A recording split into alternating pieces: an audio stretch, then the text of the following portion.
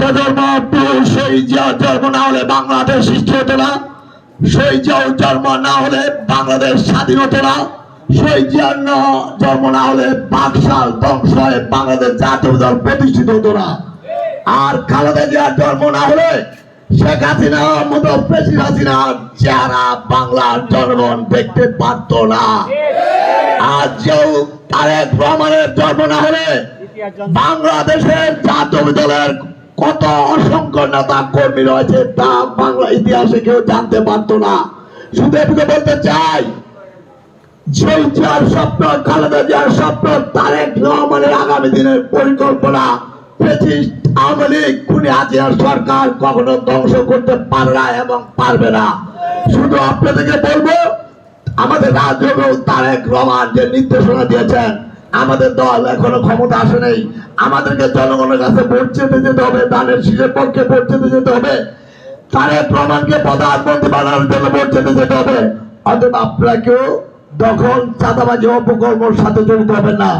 আরো পরিস্থিত পদত্যাগকারীরা তাদেরকে বলতে চাই, আপনার সাবধান হয়ে যান। আমি শুধু আজকের প্রতিষ্ঠা বার্ষিকীতে স্বাধীনতা ঘোষক শহীদ জিয়ার মাগফিরাত কামনা করে এবং যুবকতা শাওন 2022 সালে পুলিশে গুলিতে নিয়েছে তার মাগফিরাত কামনা করে এবং নারায়ণগঞ্জে বিএনপির প্রতিষ্ঠাতা সভাপতি, কেন্দ্রীয় বিএনপি প্রতিষ্ঠাতা মরহুম হাজী জালালউদ্দিন সাহেবের মাগফিরাত কামনা করে, নারায়ণগঞ্জ মহানগর বিএনপির প্রতিষ্ঠাতা তার সন্তান হানিফ কবির, প্রতিষ্ঠাতা সভাপতি আলাদ আব্দুল মতিন চৌধুরী, প্রতিষ্ঠাতা সাধারণ কমান্ডার সিরাজ সাহেবের মাগফিরাত কামনা করে।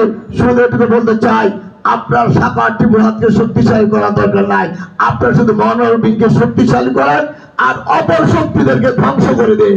আগামী দিনে আপনারা, আমরা তারেক রহমানের নেতৃত্বে, খালেদার নেতৃত্বে আমরা 19 দফা কর্মসূচি বাস্তবায়ন করার জন্য, শহীদ জিয়ার স্বপ্নকে বাস্তবায়ন করার জন্য 55,598 বর্গ মাইলের ভিতরে কোন খুনি হাসিনা সরকারের কোন প্রেতাত্মা থাকবে না।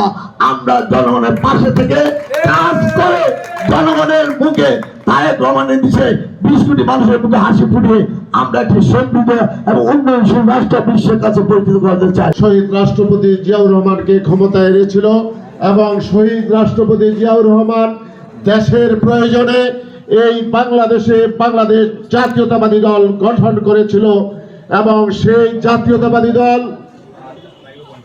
বাংলাদেশকে গড়ে তোলার জন্য, আধুনিক বাংলাদেশে রূপান্তর করার জন্য শহীদ রাষ্ট্রপতি জিয়াউর রহমান 19 দফার ভিত্তিতে এই বাংলাদেশকে একটি বিপ্লব সংগঠিত করে কৃষি, শিল্প সহ সকল ক্ষেত্রে অগ্রগতির উচ্চ শিখরে নিয়ে গিয়েছে।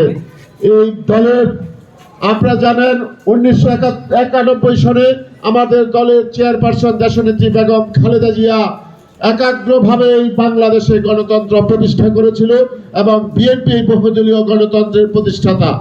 আজকে এই গত 16 বছর যেভাবে বাংলাদেশের মানুষকে নিষ্পেষিত করা হয়েছে, এই নিষ্পেষিত অবস্থায় জনগণের পাশে শহীদ রাষ্ট্রপতি জিয়াউর রহমানের দলই জনগণের পাশে ছিল, জনগণের জন্য কথা বলেছে, যার জন্য অনেক নেতা কর্মী এবং সমর্থক শাহাদাত বরণ করতে হয়েছে।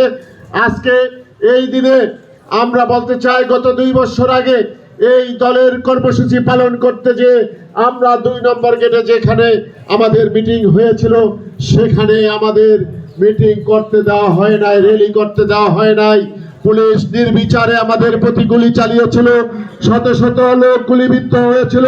সেই শাওন প্রধানের রুহের মাগফিরাত কামনা করছি এবং আজকে এই সভায় আপনাদেরকে একটি কথাই বলতে চাই, আমাদের নেতৃবৃন্দ বলেছে যে আপনারা ধৈর্য ধরুন, আপনারা জনগণের মন জয় করুন এবং জনগণের পাশে থাকুন, সকল প্রকার শক্তিকে আপনারা প্রতিহত করুন, যারা অপকর্ম করে তাদের বিরুদ্ধে দল ব্যবস্থা গ্রহণ করতে কোনো প্রকার দ্বিধা করবে না।